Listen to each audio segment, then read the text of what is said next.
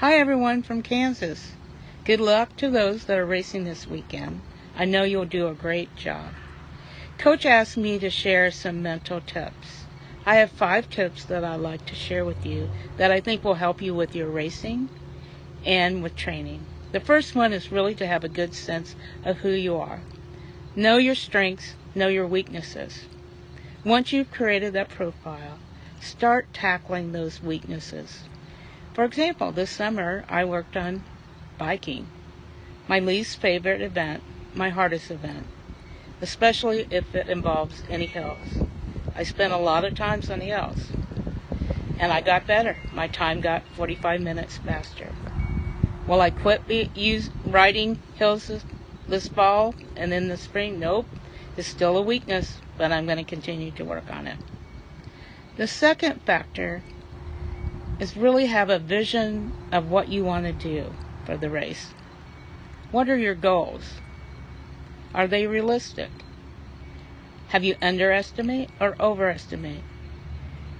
The important thing is really to write that vision, and it can include both personally, professionally, and definitely for the race. What do you want to accomplish, and how do you plan to map your accomplishment? Goal setting is good because it provides purpose and motivation. Sometimes in the lowest moment, I'll go back to my vision board and remind myself of where I want to go. The third is training fidelity. Let's be real.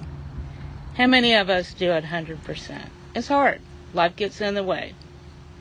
Sometimes it's life, sometimes it's spouse, sometimes it's partner, sometimes we're just having a bad day. My goal is really to keep 85% to 90% as a training goal. For those days that are particularly hard, I consider it a mental day, training day for racing. So for example, running after a long break is especially difficult for me. I just want to stay in bed. I don't really want to do it, but I make myself get up and I make myself do it. What I found after about a half mile, I actually got better and enjoyed it, but I had to face it. So remember, 85% to 90% is a good goal to have. The fourth factor really involves problem solvers.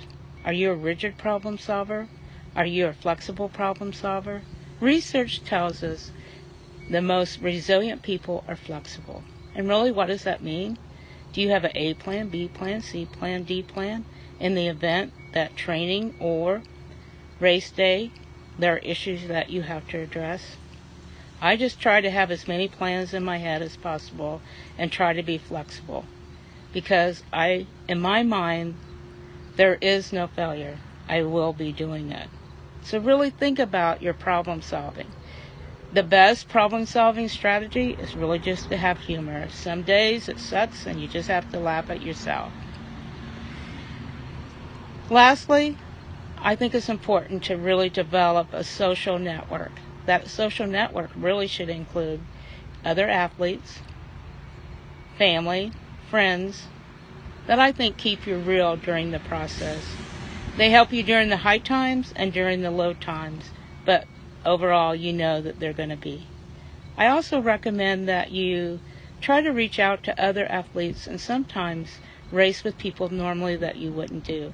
This summer, I drove to an open water swim that I'd never done before, met other people, and met people that were Ironman that I didn't even know.